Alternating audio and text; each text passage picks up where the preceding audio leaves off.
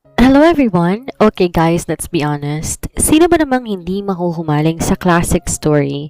Milyonaryong walang puso meets desperadang magandang babae. Pero pakinggan nyo to, dahil ang exclusive escort of a ruthless tycoon ay hindi lang basta ordinaryong kwento ng kontrata at pagpapanggap. This is on a whole different level of intense. Isipin mo, si Johaira Torres, isang simpleng babae na handang ibenta ang sariling kalayaan para lang mailigtas ang nag-iisa niyang kapatid. At sinong makakabili sa kanya? Walang iba kundi si Joseph Vanguard, ang tinaguriang Ice Emperor ng corporate world. Isang lalaking kayang magpabagsak ng kumpanya sa isang kurap lang ng mata, pero pagdating kay Johaira, biglang nagiging possessed lion? Nako, alam ko na excited na kayo, kaya simulan na natin. Sa mundong pinapatakbo ng pera at kapangyarihan, ang bawat tao ay may katapat na halaga. At para kay Johaira Torres, ang halagang yon ay ang buhay ng kanyang nag-iisang kapatid na nakaratay sa ospital.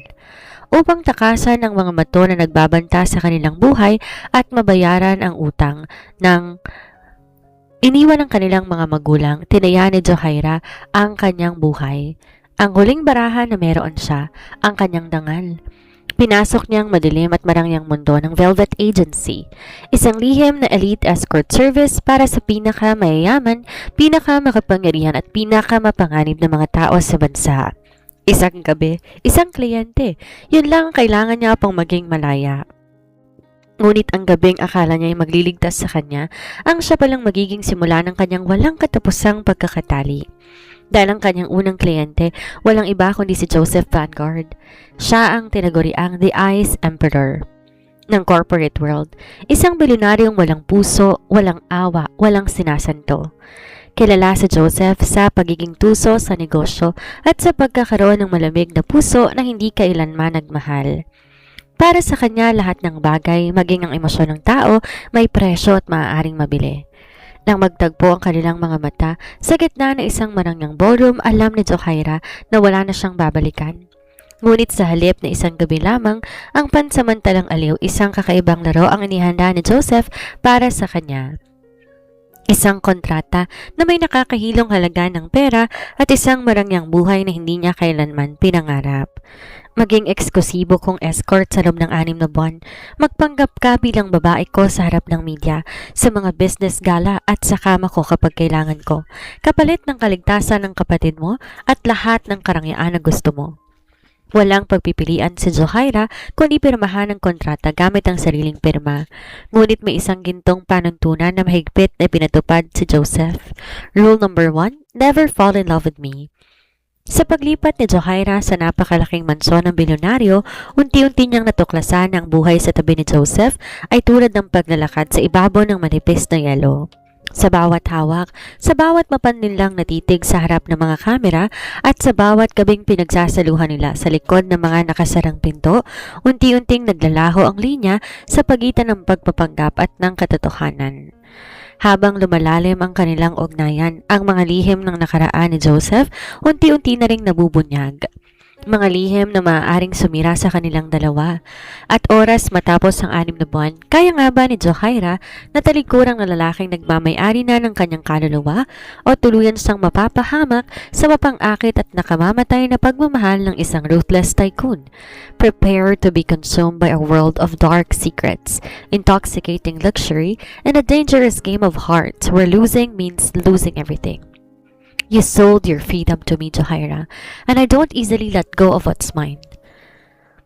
Ang ingay sa loob ng Grand Ballroom ng Diamond Hotel ay tila ba isang marangyang musika na nagtatakip sa mabulok at mapagkunwaring mundo ng mga mayayaman. Kumikinang ang mga dambuhalang crystal chandelier sa kisame. Naglalaki ang mga brilyanteng nakasabit sa leeg ng mga elitistang kababaihan at umaapaw mamahaling champagne na nagkakahalaga ng 100,000 bawat bote.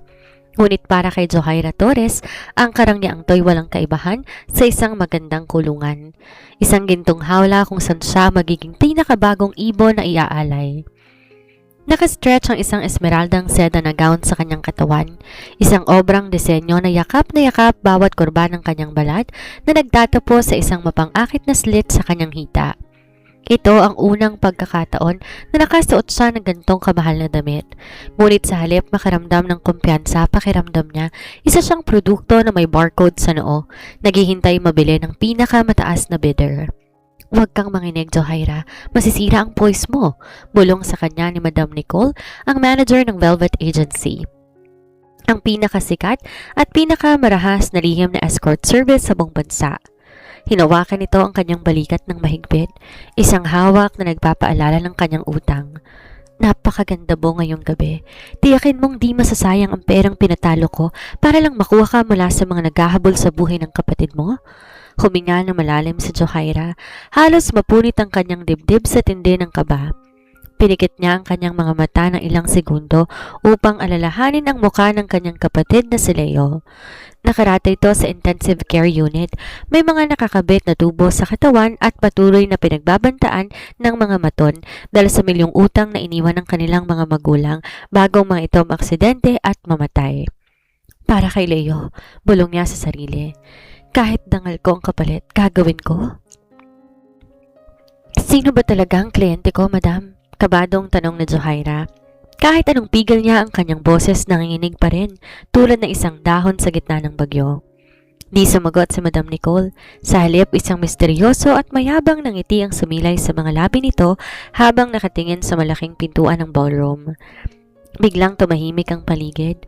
Ang malakas na tawanan ng mga politiko at negosyante tila ba hinihigop ng hangin. Maging ang orkestra na tumutugtog sa background, dahan-dahang humihina. Ang mga tao kusang gumawa ng malawak na daan, humahati sa dalawa na tila ba may isang haring paparating. Doon siya nakita ni Johaira, sa Joseph Vanguard. Naglakad siya ng may otoridad na nagpabaluktot sa tuhod ng sino mang makakakita sa kanya. Suot ang isang custom-tailored na midnight black tuxedo na perpektong nakadikit sa kanyang matikas, matangkad at maskuladong pangangatawan. Bawat hakbang ng kanyang mamahaling leather shoes, may bigat na tila baari niyang lupang inaapakan niya. Ang kanyang buhok maayos na nakaslick back na nagpapakita ng kanyang matatalas na panga, matangos na ilong at ang perpektong hubog ng mukha na tila ba nililok mula sa marmol. Ngunit ang pinaka nakakatakot sa lahat ay ang kanyang mga mata. Mga matang sing lamig ng yelo at kasing dilim ng gabi. Walang kahit anong emosyon, walang awa. Siya ang tinaguriang The Ice Emperor ng corporate world. Ang bilyonaryong kilala sa pagdurog ng mga kabilang kumpanya ng walang kurap ng mata. Habang naglalakad si Joseph sa gitna ng bulwagan, bigla nitong nilingon ang direksyon kung saan nakatayo si Johaira. Nagtagpo ang kanilang mga mata. Sa segundong yon, pakiramdam ni Johaira huminto ang tibok ng kanyang puso. Ang malamig at matatalas sa titig ni Joseph direktang tumusok sa kanyang kaluluwa. Tila ba hinuhubaran siya nito ng proteksyon, binasa lahat ng kanyang mga lihim sa isang sulyap lamang. Isang matinding boltahe ng takot at hindi may paliwanag na sensasyon ang gumapang sa buong katawan ni Johaira. Hindi nagbagong direksyon ng lakad ni Joseph. Diretso siyang pumunta sa kinaroroonan ni na Madam Nicole at Johaira. Bawat takbang nito ay tila isang tambol ng kamatayan para kay Johaira. Ang kakaibang amoy ng mamahaling kolon, halo ng tabako at leather ay pumalibot sa kanila ng tuluyan na tong makatayo sa harap nila. Mr. Vanguard, malanding bati ni Madam Nicole habang yumuyuko ng kaunti. Ang kanyang boses ay puno ng labis na paggalang na malapit ng maging pagsamba. Ito ang pinangako ko sa inyong pinakamahusay na hiyas ng velvet ngayong gabi, si Johaira.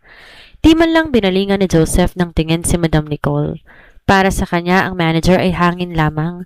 Ang kanyang buong atensyon nakapako kay Johaira. Sinuri ng kanyang mga mata ang mukha ni Johaira, pababa sa kanyang namumuting leeg, sa nakabukas na bahagi ng kanyang gown hanggang sa nanginginig nitong mga kamay na nakakapit sa clutch bag. Isang mapanganib ng ngiti ang bahagyang sumilay sa sulok ng mga labi ni Joseph, ngunit nanatiling malamig ang kanyang mga mata. Is she compliant? Malamig at baritono ang boses nito, may kakaibang kapangyarihan na nagpaatras sa sistema ni Johaira. Alam mo naman ang ayoko sa lahat, Nicole, mga babaeng nagmamalinis kapag binayaran na. Siyempre naman, Mr. Vanguard, alam niya ang kanyang lugar. Mabilis na sagot ni Madam Nicole, sabay sikad ng palihim sa siko ni Johaira. Para magsalita ito. Ngunit bago makabigkas ng salita si Johaira, lumipat pa na isang hakbang sa Joseph. Ang malaking anino ay tuluyan ng lumamon kay Johaira. Tinaas na Joseph ang kanyang kanang kamay, hinawakan ng baba ng dalaga gamit ang kanyang malalaki at magagaspang na daliri. Napasinghap si Johaira sa lamig ng hawak nito. Napilitan siyang tumingala, salubungin ang nagbabagang dilim sa mga mata ng bilyonaryo. Ang hawak nito sa kanyang baba hindi masakit, ngunit marahas ang mensahe. Hawak kita, akin ka. Tumingin ka sa akin, sweetheart, bulong ni Joseph. Ang mainit niyang hininga ay humahaplo sa labi ni Johaira, isang kabaliktaran sa lamig ng kanyang ekspresyon.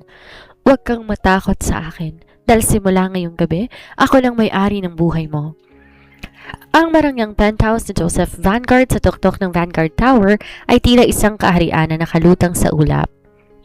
Hiwalay sa maingay at magulong mundo ng Maynila. Pinalilibutan to ng mga dambuhalang glass wall na nagpapakita ng kumikinang na mga ilaw ng syudad sa ilalim ng madilim na kalangitan. Ngunit para kay Johaira ang lugar na ito hindi simbolo ng karangyaan. Ito ay isang silid ng interogasyon kung saan ang kanyang kaluluwa ang nakataya. Tahimik na nakatayo si Johaira sa gitna ng malawak na sala. Ang kanyang mga paa na nakasuot pa rin ng matataas na heels ay unti-unti nang nangangatog, hindi dahil sa pagod kundi dahil sa matinding tensyon. Ang marangyang esmeraldang gown na suot niya tila mas larong nagpabigat sa kanyang pakiramdam. Sa kabilang banda, si Joseph ay kaswal na naglakad patungo sa isang minibar. Inalis ang kanyang tuxedo jacket at ang dalawang botones sa itaas ng kanyang mamahaling polo ay nakabukas na nagpapakita ng matikas itong dibdib. Nagsalin siya ng dark amber na whiskey sa isang kristal na baso. Ang tunog ng yelong tumama sa baso ay tila ba gumawa ng alingaw-ngaw sa nakabibinging katahimikan ng silid. Uminom ka. Malamig na utos na Joseph nang di tumitingin sa kanya. Nilapag isa pang baso sa glass table sa harap ng isang leather sofa. Di ako umiinom, Mr. Vanguard. Mahinang sagot ni Johaira, pilit pinapanatiling matatag ang kanyang boses kahit ang totoo gusto niya nang maiyak sa kaba. Dahan-dahan lumingon si Joseph. Humakbang ito papalapit sa kanya, tanga ng sariling baso ng alak. Bawat patak ng kanyang tingin tila sinusuri ang bawat anggulo ng mukha ni Johaira. Sa mundong pinasok mo, Johaira, ang salitang hindi walang puwang, lalo na kung ako ang kaharap mo. Lalong napalunok si Johaira. Humigpit ang kapit niya sa sariling mga daliri. Nandito ako para sa trabaho ko, sabi ni Madam Nicole. Alam ko kung anong sinabi ni Nicole. Putol ni Joseph, ang kanyang baritonong boses walang kaibuturan. Lumapit pa to hanggang maramdaman ni Johaira ang init na bumubuga mula sa katawan ng bilyonaryo. Nilagay ni Joseph ang isang kamay sa bulsa ng kanyang pantalon, habang isa naman marahang nagpaikot ng alak sa baso. Ngunit hindi ko ugaling kumuha ng mumurahing panandaliang alaw. Hindi ako nagbabayad para sa isang gabi lang. Kung maaari kong bilhin ang buong panahon mo? Kumunot ang noo ni Johaira, ang takot sa kanyang dibdib na palitan ng kalituhan. Anong ibig mong sabihin? Naglakad si Joseph tungo sa kanyang malawak na mahogany desk. Kumuha na isang makapal na folder at marahas tong nilapag sa ibabaw ng lamesa. Yan ang profile mo, Johaira Torres. 24 na taong gulang. Isang simpleng factory worker noon bago mabaon sa utang ang pamilya mo. Ang kapatid mong si Leo nangangailangan ng agarang operasyon sa puso at patuloy na tina-target ng mga loan shark. Kailangan mo ng 5 milyong piso bago matapos ang linggong to. Kung hindi, patay na ang kapatid mo. Walang emosyon, binasa ni Joseph ang buhay niya na tila ba nagbabasa lang to ng ulat sa stock market. Nang hina ang mga tuhod ni Johaira, pakiramdam niya hinubaran siya ng dignidad. Paano mo nalaman lahat ng yan? Pera, Johaira. Kayang bilhin ng pera lahat ng impormasyon sa mundo. Malumig na sagot ng bilyonaryo. Tumingin to ng diretso sa kanyang mga mata. Ang mga iris nito tila 2 piraso ng matatalas na obsidian. Kaya't ito ang preposisyon ko sa'yo. Maging eksklusibo kong escort sa loob ng 6 na buwan. Natigilan si Johaira. Eksklusibo? Walang ibang lalaki. Walang ibang kliyente. Maninirahan ka sa mansyon ko. Magpapanggap ka bilang kasintahan ko sa harap ng media, sa mga business gatherings at sa lahat ng okasyon na kakailanganin ko. At higit sa lahat, magiging akin ka bawat oras na gustuhin ko. Ang bawat salita ni Joseph puno ng pinalawig na otoridad, walang puwang para sa negosasyon. Kapalit niyan, babayaran ko lahat ng utang mo. Akong magpopondo sa operasyon ng kapatid mo sa pinakamagandang ospital sa ibang bansa at bibigyan kita ng buwanang allowance na hindi mo kikitain kahit magtrabaho ka habang buhay. Napatakip si Johaira sa kanyang bibig. Ang halagang inaalok nito ay sapat na upang mabagong kanyang tadhana. Ngunit kapalit ay ang kanyang kalayaan, ang maging isang pag-aari ng isang ruthless tycoon. Bakit ako? Tanong na Johaira, may luhang nagbabadya sa kanyang mga mata. Maraming mas magaganda sa akin sa Velvet Agency, mas sanay sa ganitong buhay. Lumapit muli si Joseph. Ang kanyang mga mata ay naging mapanganib, tila isang leon na handa ng sumakmal. Hinawakan niyang isang hibla ng buhok ni Johaira, marahan tong nilagay sa likod ng tenga ng dalaga. Ang lamig ng kanyang daliri ay nagdulot ng kakaibang kuryente sa balat ni Johaira. Dahil nakikita ko sa mga mata mo ang isang bagay na wala sa kanila. Bulong ni Joseph, ang boses naging mapang-akit na kumpas. Desperasyon. At ang isang taong desperado madaling pasunurin. Pero bago mo pirmahan ang kontrata, may isang gintong panuntunan na dapat mong tandaan. Bumaba ang tingin ni Joseph sa mga labi ni Johaira bago muling tumingin sa kanyang mga mata ng may matinding babala. Huwag na huwag kang mahuhulog sa akin. Huwag kang aasa ng pag-ibig dahil wala akong puso na kayang magbigay niyan. Kapag lumabag ka, tapos na ang kontrata at ibabalik kita kung saan kita kinuha. Naiintindihan mo ba, Johaira? Ang mga salita ni Joseph, tila isang hatol ng kamatayan. Ngunit sa isip ni Johaira, nakikita niya ang naghihingalong mukha ng kanyang kapatid. Wala siyang pagpipilian. Pinikit niya ang kanyang mga mata. Hinayaan pumatak ang isang butil ng luha bago tumango. Naiintindihan ko, Mr. Vanguard. Pipirmahan ko ang kontrata. Ang mansyon ng mga Vanguard sa gilid ng isang eksklusibong burol sa Tagaytay, tila isang modernong kuta ng yelo. Pinalilibutan to ng matatayog na pader, mga dambuhalang salaming bintana at mga bantay na nakaitim na tila ba may nakatagong ginto sa loob. Ngunit para kay Johaira, habang dahan-dahang bumubukas ang dambuhalang bakal na gate para sa itim na Rolls Royce na Joseph, alam niya hindi gintong binabantayan dito, kundi ang kanyang kalayaan.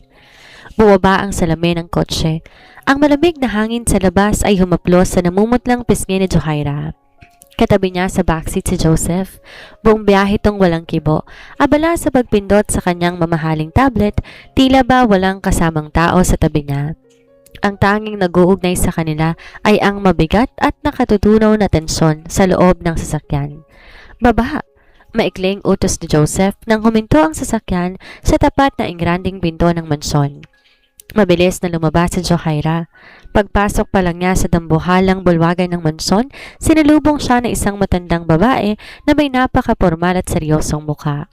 Ito si Mrs. Santos, ang head housekeeper. Malamig na pakilala ni Joseph habang tinatanggal ang kanyang tuxedo vest at binibigay ito sa isa pang kasambahay. Siya ang magtuturo sa iyo ng lahat ng dapat mong malaman sa loob ng bahay na to at siya rin ang magbabantay sa bawat galaw mo. Tumango si Mrs. Santos nang walang ngiti. Magandang gabi, Senyorita Johaira. Sumunod po kayo sa akin para mapakita ko ang inyong silid. Nilingon ni Johaira sa Joseph, umaasang may sasabihin to, ngunit tinalikuran siya ng bilyonaryo at naglakad patungo sa kanyang pribadong opisina. Naiwan si Johaira na may mabigat na bara sa kanyang lalamunan. Sumunod siya kay Mrs. Santos paakyat sa malawak na spiral staircase.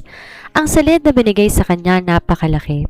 Marahil triple ang laki sa buong apartment na inuupahan niya at ng kanyang kapatid sa Maynila. Meron tong sariling walk-in closet na puno ng mga bagong gamit, sapatos at mga alahas na may mga selyo pa ng mga sikat na luxury brand sa Paris at Milan. Sa gitna ay ang isang king-size bed na may kulay abong seda na sapin. Lahat ng kailangan mo narito na, Johaira, formal na saad ni Mrs. Santos. Ngunit bago ko umalis, may mahigpit na bilin si Mr. Vanguard na dapat mong kabisaduhin. Humarap si Johaira, pinipilit wag manginig. Ano po yon? Kumuha si Mrs. Santos na isang maliit na black notebook mula sa kanyang bulsa. Una, di ka pwedeng lumabas ng mansyon nang walang kasamang bodyguard at walang direktang pahintulot mula kay Mr. Vanguard. Pangalawa, bawal ang kahit anong personal na tawag o komunikasyon sa labas, maliban sa update ukol sa kalagayan ng kapatid mo na dadaan muna sa opisina ng senyor. At pangatlo, Tumingin ng diretso si Mrs. Santos sa mga mata ni Johaira. May bahid ng awa, ngunit mas nangingibabaw ang babala. Kapag narinig mo ang tatlong katok sa pinto mo sa gabi, ibig sabihin pinatatawag ka niya sa kanyang silid. Huwag mo siyang paghihintayin. Galit siya sa pinaghihintay. Nang umalis na si Mrs. Santos, napaupo si Johaira sa gilid ng kama. Ang bawat patakaran ay tila kadena na unti-unti pumupulupot sa kanyang leeg. Upang kahit papano pakalmahin ang kanyang sarili, pumasok siya sa banyo upang maligo at magpalit ng isang simpleng silk nightgown na kulay champagne. Nang makalabas siya, saktong 11:00 na ng gabi. Nakaupo siya sa harap ng salamin. Sinusuklay ang kanyang basang buhok nang biglang bumasag sa katahimikan ang tunog na pinaka-kinatatakutan niya. Tatlong mabibigat, kalmado, ngunit may otoridad na katok. Huminto ang paghinga ni Johaira. Dahan-dahan niyang binaba ang suklay. Ang kanyang puso ay nag-uunahan sa bilis ng tibok. Alam niya anong ibig sabihin nun. Ito na ang unang gabi ng kanyang kontrata. Lumabas siya ng kanyang silid at naglakad patungo sa dulo ng pasilyo, kung saan matatagpuan ang double door ng silid ni Joseph. Pagdating sa tapat nito, huminga siya ng malalim bago marahang tinulak ang pinto. Madilim ang silid, tanging liwanag lang mula sa labas ng bintana at ang maliit na lampshade sa tabi ng higaan ang nagbibigay ng konting liwanag. Nakatayo si Joseph malapit sa glass wall, nakatalikod sa kanya, hawak muling isang baso ng whiskey. Nakabukas ang kanyang polo na nagpapakita ng kanyang malawak at matikas na likod na may ilang bakas ng mga lumang pilat. Isara mo ang pinto. Malamig na utos nito nang hindi lumilingon. Sinara ni Johaira ang pinto at nanatiling nakatayo malapit doon. Mr. Vanguard, dahan-dahan lumingon si Joseph. Nang magtama ang kanilang mga mata, naramdaman ni Johaira ang kakaibang init na gumapang sa kanyang balat. Sinuri ni Joseph ang kanyang anyo, ang basang buhok, ang manipis na silk nightgown na bahagyang bumabakat sa kanyang hubog dahil sa liwanag ng buwan. Isang mapanganib na kislap ang sumilay sa mga mata ng bilyonaryo. Nilapag ni Joseph ang baso, dahan-dahang naglakad patungo sa kanya. Bawat hakbang nito ay nagpapasikip sa dibdib ni Johaira. Nang makalapit ito, hinawakan ni Joseph ang isang hibla ng basang buhok na Johaira at inilapit to sa kanyang ilong. Nalalanghap ang amoy ng lavender shampoo nito. Mabango, bulong ni Joseph. Ang baritonong boses ay tila isang haplos sa pandinig ni Johaira. Anong kailangan mo sa akin? Lakas loob na tanong ni Johaira, pagaman ang kanyang mga labi ay nanginginig. Isang malamig na ngiti ang sumilay sa mukha ni Joseph. Nilapit niya ang kanyang mukha sa tenga ni Johaira, sapat upang maramdaman ng dalaga ang init ng kanyang hininga. Gusto kong ipaalala sa'yo kung sinong nagmamay-ari sa'yo ngayon, Johaira, at sisiguraduhin kong hindi mo yun malilimutan kahit sa panaginip mo. Ang Grand Ballroom ng Grand Hyatt Hotel ay tila isang karagatan ng ginto at pilak. Dito nagtitipon ang pinakamataas na lipunan ng bansa, mga politiko, mga sikat na personalidad at mga dambuhalang negosyante na kayang baguhin ang takbo ng ekonomiya sa isang kumpas lang ng kamay. Ngunit sa likod ng mararangyang ngiti at mamahaling suot ng mga panauhin, alam ni Johaira na bawat isa sa kanila ay may dalang patalim. Handang sumaksak sa likod ng sino mang magpapakita ng kahinaan. Itaas mo ang iyong ulo, Johaira, malamig na utos ni Joseph. Naramdaman ni Johaira ang mahigpit, ngunit protektadong hawak ng bilyonaryo sa kanyang bewang. Ang init ng palad nito na direktang dumidikit sa manipis na tela ng kanyang kasuotan, tila nagbibigay sa kanya ng lakas na hindi niya alam na meron siya. Suot ni Johaira ang isang pasadyang midnight blue gown na likha na isang sikat na French designer. Ang likod halos bukas na nagpapakita ng kanyang makinis at maputing balat, habang ang leeg pinalamutian na isang dambuhalang sapphire necklace na nagkakahalaga ng milyon-milyon, ang tatak ng pagmamay-ari ni Joseph Vanguard. Natatakot ako, Joseph, bulong ni Johaira. Sa unang pagkakataon, tinawag nito sa unang pangalan dahil yun ang bahagi ng kanilang kontrata sa harap ng publiko. Lahat sila nakatingin sa atin. Hayaan mo silang tumingin, sagot ni Joseph nang di man lang nagbabago ang malamig na ekspresyon sa mukha. Bagyang nilapit ng bilyonaryo ang kanyang mukha sa tenga ni Johaira, isang galaw na nagmukhang napaka-intimate at mapagmahal sa paningin ng mga photographer na walang tigil sa pagkuha ng larawan. Huwag mong kalilimutan kung sinong kasama mo yung gabi. Ikaw ang babae ko. Walang sino man sa silid na ito ang may karapatang hamakin ka. Bago pa man makasagot sa Johaira, isang grupo ng mga mamamahayag at ilang matataas na opisyal ng ibang kumpanya ang lumapit sa kanila. Mr. Vanguard, bati na isang matandang lalaki na may hawak na baso ng champagne. Si CEO-C ng isang karibal na bangko. Sinong napakagandang dilag na kasama mo ngayong gabi? Balita ko hindi mo siya inihiwalayan sa nakalipas na mga araw. Isang mapanganib at formal lang ngiti ang sumilay sa mga labi ni Joseph. Hinigpitan niyang hawak sa bewang na Johaira sa pato pang mapadikit ang katawan ng dalaga sa kanyang tagiliran. Ito sa Johaira, pakilala ni Joseph. Ang kanyang baritonong boses ay umalingaw-ngaw ng may matinding pag-aari. My exclusive partner and soon, everything to me. Napasinghap ang mga reporters sa paligid. Ang pahayag na yon mula sa kanilang malamig at walang pusong tycoon tila isang malaking bomba. Mabilis nagunahan ng mga flash ng kamera. Halos mabulag si Johaira sa tindi ng liwanag. Pakiramdam niya isa siyang aktres sa isang pelikula na hindi niya alam ang script, ngunit kailangan niyang umarte ng perpekto. Senyorita Johaira, paano kayo nagkakilala na nag-iisang Joseph Vanguard? Tanong ng isang reporter habang tinutok ang recording device sa kanyang mukha. Totoo bang galing kayo sa isang simpleng pamilya? Naramdaman ni Johaira ang biglang paglamig ng kanyang mga kamay. Ang tanong na yon ay sumundot sa kanyang pinakamalalim na sugat. Kung malalaman ng media na galing siya sa Velvet Agency at isang bayarang escort lamang, masisira ang reputasyon ni Joseph at tuluyan siyang mawawala ng pagkakataon na iligtas ang kanyang kapatid. Bago pa man makapagsalita si Johaira, naramdaman niya ang marahang pagpiga ni Joseph sa kanyang bewang. Isang babala at kasabay nito ay proteksyon. Ang aking personal na buhay, hindi bahagi na inyong business news, ladies and gentlemen. Malamig at may otoridad na harang ni Joseph. Ang kanyang mga mata kasing talas ng patalim, sapat na patahimikan ng buong kumpol ng mga reporter. Huwag ninyong subukan ang pasensya ko. Dahil sa takot sa galit ng tycoon, mabilis nagsiyoko at umatras ang mamamahayag. Ngunit bago pa makahinga ng maluwag si Johaira, isang pamilyar at mapang-asar na boses ang narinig niya mula sa kanyang likuran. Well, tingnan mo nga naman kung sinong narito. Ang dakilang Joseph Vanguard, may kasamang isang mamarahing ibon na binihisan lang ng ginto. Nalingon ni Johaira ang pinanggalingan ng boses. Isang magandang babaeng may pulang gown at mapanghusgang mga mata ang nakatayo doon. Hawak ang isang baso ng alak, si Valentina Alcantara, ang spoiled na tagapagmana ng Alcantara Group at ang babaeng matagal nang pinipilit ng pamilyang Vanguard na ipakasal kay Joseph. Tumitig si Valentina kay Johaira mula ulo hanggang paa, puno ng pandidiri ang kanyang mukha. Di ko akalain, Seth, nang isang tulad mo papatol sa isang basurang galing sa kung saan. Alam ko kung saan galing ang babaeng yan, Seth, at sisiguraduhin ko malalaman ng buong mundo ang dumi sa ilalim ng kanyang kuko. Sariwang takot ang gumapang sa puso ni Johaira. Alam ni Valentina ang sekreto niya. Ngunit bago pa makakbang si Valentina, humakbang si Joseph pataas. Hinarangan si Johaira ng kanyang malawak na katawan. Ang aura na binubuga ng bilyonaryo biglang naging nakamamatay. Ang lamig sa kanyang mga mata ay sapat na upang mapaurong sa sinuman.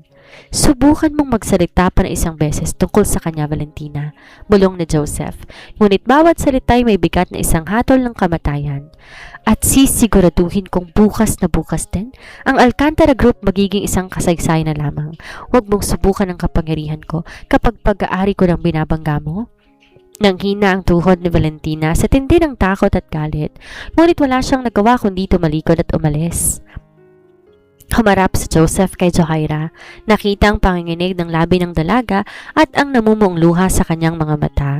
Nang walang pasabi, hinawakan ni Joseph ang kamay ni Johaira. Hinila to palabas ng ballroom patungo sa madilim at pribadong balkonahe ng hotel kung saan walang makakakita sa kanila. Salamat sa pagtatanggol sa akin, mahinang bulong ni Johaira habang yakap ang sarili dahil sa lamig ng hangin sa labas. Hindi sumagot si Joseph, sa halip, hinawakan niya magkabilang balikat ni Johaira at sinandal to ng marahan sa pader ng balkonahe. Ang kanyang mukha sadyang napakalapit.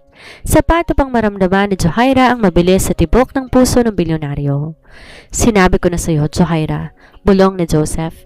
Ang kanyang mga mata ay naglalagablab sa gitna ng dilim. Kasama ka sa kontrata ko, at walang sino mang pwedeng humawak o umalipusta sa pag-aari ko maliban sa akin. Sa ilalim ng liwanag ng buwan unti-unti, binaba ni Joseph ang kanyang mukha. Sa unang pagkakataon, naramdam ni Johaira ang marahas ngunit mapag-angking dampi ng mga labi ng ruthless tycoon sa kanyang sariling mga labi. Isang halik na nagparamdam sa kanya na kahit anong gawin niya, huli na ang lahat upang protektahan ang kanyang puso. Ang gabi, pagkatapos ng nagbabagang halik sa balkonahe ng Diamond Hotel, ay nag-iwan na isang malalim at di mapakaling katahimikan sa pagitan ni Johaira at Joseph. Sa loob ng sasakyan pauwi sa mansyon, walang sino mang nangahas magsalita. Ang tanging naririnig ay ang mahinang ugong ng makina ng Rolls-Royce at ang mabilis at tila nag-uunahang tibok ng puso ni Johaira. Di alam ni Johaira kung paanong pakikitunguhan ng bilyonaryo pagkatapos ng gabing yon. Ang halik na yon hindi bahagi ng kontrata.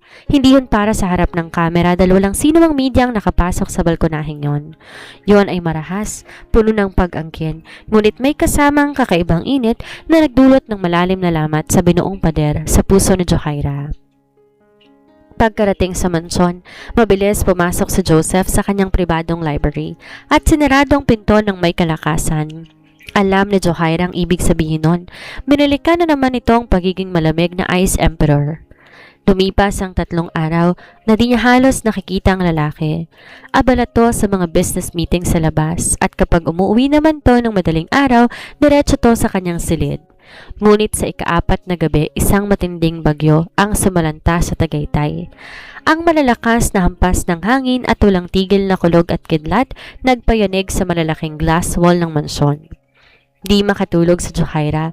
Nakaupo siya sa gilid ng kanyang kama, yakap ang kanyang mga tuhod. Nang makarinig siya na isang kakaibang kalabog mula sa dulo ng pasilyo, mula sa silid ni Joseph. Sinundan yon ng tunog ng nabasag na kristal. Dinala ng kuryosidad at pag-aalala, dahan-dahang lumabas si Johaira ng kanyang silid. Ang pasilyo'y madilim dahil sa blackout dulot ng bagyo. Tanging mga emergency light lamang nagbibigay ng mabuhay na liwanag. Humakbang siya papalapit sa silid ni Joseph. Bahagyang nakabukas ang pinto nito. "Joseph?" Mahinang tawag ni Johaira habang dahan-dahang tinutulak ang pinto. Ang silid ay nagkakagulo, ang ilang mga libro nagkalat sa sahig. May mga piraso ng basag na baso ng whiskey malapit sa higaan. Ngunit ang mas nagpatigil kay Johaira ay ang mismong lalaki. Nakahiga si Joseph sa kanyang kama, ngunit hindi ito natutulog. Ang kanyang mga kamay nakakuyom ng mahigpit sa manipis na kumot. Ang kanyang buong katawan basang-basa ng pawis at marahas siyang humihinga na tila ba kinakapos ng hangin. Ang kanyang mukha na madalas walang emosyon, bakas ngayon ng matinding sakit at takot. Wag mong gagawin yan," pulong ni Joseph sa gitna ng kanyang tulog. Ang boses niya ay paos at puno ng bighati. "Wag mo kong iiwan?" Isang bangungot. Ang makapangyarihang bilyonaryo na kinatatakutan ng lahat ay kasalukuyang pinahihirapan ng sarili nitong isip. Nakalimutan ni Johaira lahat ng takot at ang mga striktong patakaran ng mansyon. Mabilis siyang lumapit sa tabi ng kama at lumuhod. Hinawakan niyang nanginginig na kamay ni Joseph. Ang balat nito napakainit, may lagnat ito. "Joseph, gising!" Marahang yugyog ni Johaira sa kanyang balikat. "Panaginip lang yan, gising!" Bigla, dinilat ni Joseph ang kanyang mga mata. Pula ang mga to at puro ng galit at kalituhan. Sa isang mabilis na galaw, hinawakan niyang magkabilang pulso ni Johaira at marahas tong binalibag sa kama. Nilulupig ang dalaga sa ilalim ng kanyang mabigat na katawan. Ang kanyang mga mata ay nanlilisik habang nakatitig sa mukha ni Johaira. "Sino ka? Anong ginagawa mo dito?" asik ni Joseph. Ang kanyang boses ay tila isang sugatang hayop. Ang kanyang hawak sa mga pulso ni Johaira napakahigpit, sapat para masaktan ang dalaga. "Joseph, ako to. Si Johaira," sigaw ni Johaira habang pilit na kumakawala. "Nasasaktan ako." Nang marinig ang pangalang Johaira, tila ba nahimasmasa ng bilyonaryo. Dahan-dahang lumuwag ang hawak niya sa mga pulso nito. Tumingin siya sa paligid bago muling tumingin kay Johaira na ngay may luha na sa mga mata dahil sa takot at sakit. Bumaba ang paningin ni Joseph at sa unang pagkakataon nakita ni Johaira ang pagguho ng maskara ng bilyonaryo. Ang kanyang mga balikat ay bumagsak. Sinubsob ang kanyang mukha sa leeg ni Johaira, humihinga ng malalim habang marahang nanginginig ang kanyang buong katawan.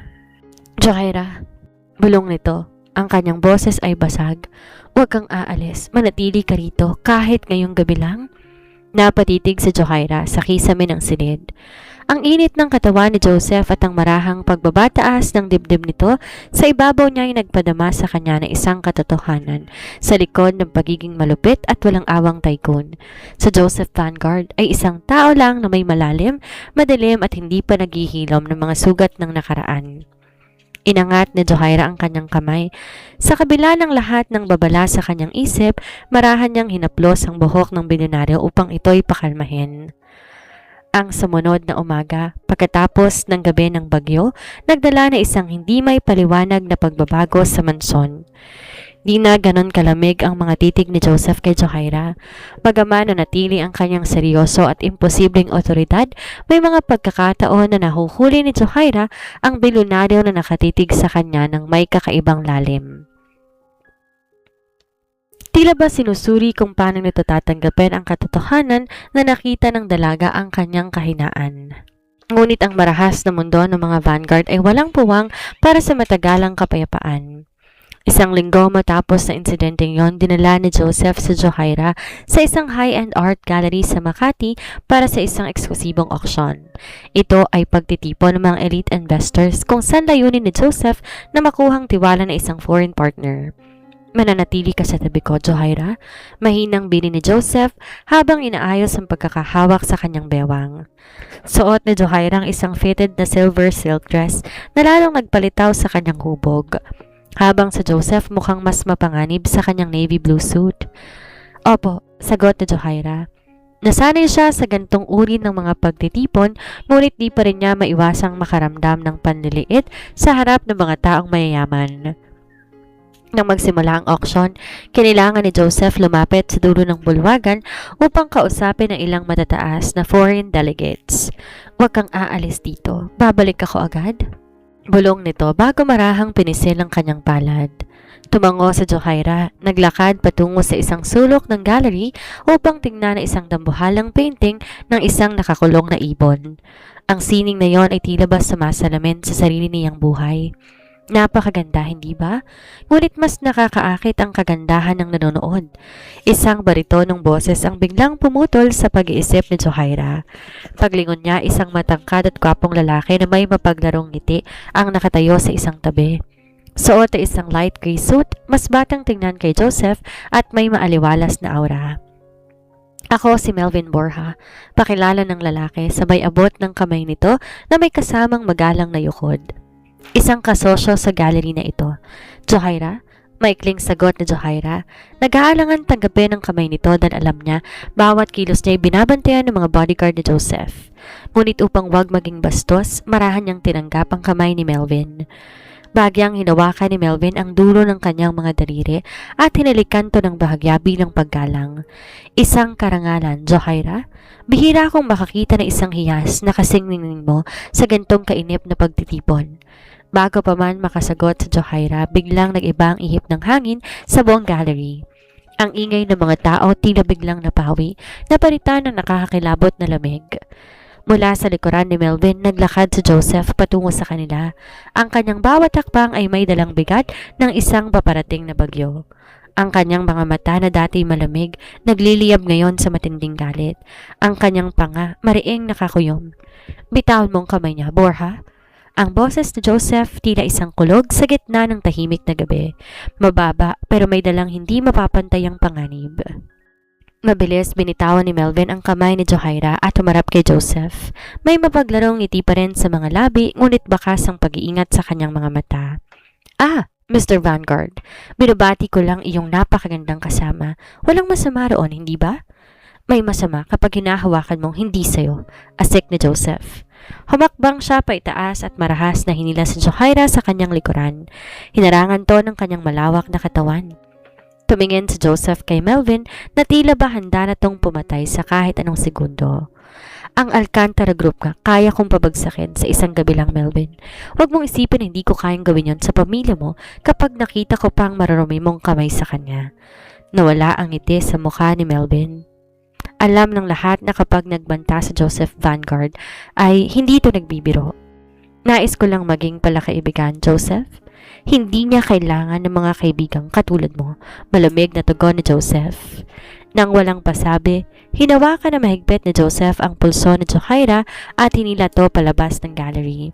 Di pinansin ang nagtatakang tingin ng mga panauhin at ng media. Kinaladkad niya si Johaira patungo sa kanyang sasakyan.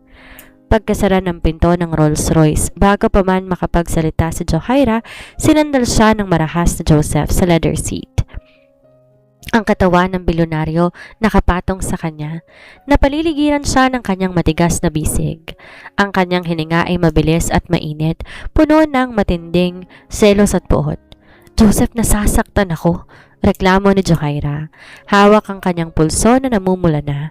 Sinabi ko sa iyo, Johaira, reklamo ni Joseph.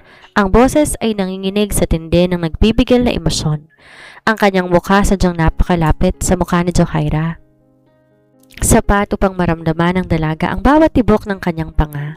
Akin ka sa loob ng 6 na buwan. Walang ibang lalaking po pwedeng tumingin, humawak o lumapit sa'yo. Nakalimutan mo na ba ang kontrata natin? Hindi ko nakakalimutan, sigaw ni Johaira.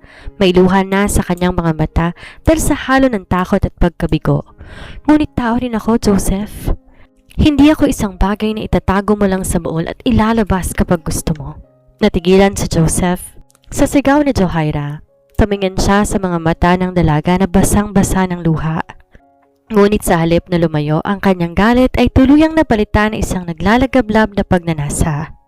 Nilapit ni Joseph ang kanyang mukha at marahas na sinakop ang mga labi ni Johaira sa isang halik na puno ng selos, puot at nagbabagang pagnanasa.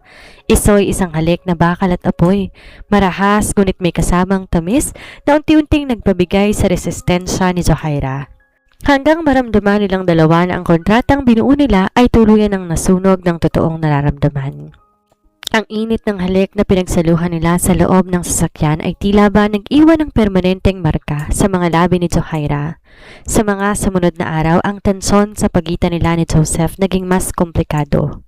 Hindi na to simpleng takot o obligasyon. Bawat sulyap, bawat hindi sinasadyang pagdait ng kanilang mga balat sa loob ng mansyon, may dalang kuryente na unti-unting sumisira sa kanilang mga binuong pader.